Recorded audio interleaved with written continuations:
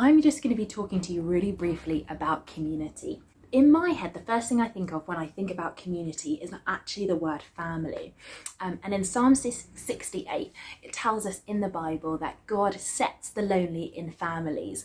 And essentially that's what I think of when I think of the word community, when I think of the fact that God has actually put us, he's formed his church and he's put us in this family.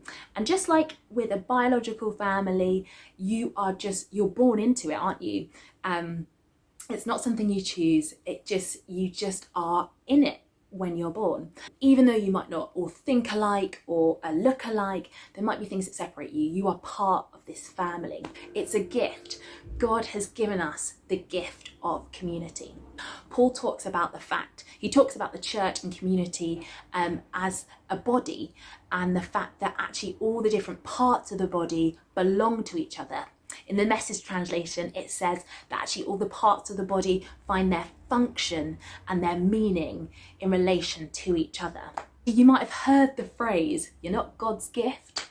Well, actually, I want to say that actually in terms of community, we're God's gift to each other. And at this time when isolation and lack of connection feel actually a real tangible part of our everyday realities, I think we need to be reminded of the fact that actually we are part of this family. If the moment that doesn't feel like a really tangible reality, my prayer is that it would be so that the reality, the spiritual reality that you are a part of a family, a community, would become really real to you again. If actually this is something that you feel like is really true at the moment, and you're really aware of your community at the moment, my encouragement for you would be to think about who is it that you can actually remind that they are part of a community, and that they are part of a group of people, a family that belongs to each other. They find their meaning and their purpose in connection with others,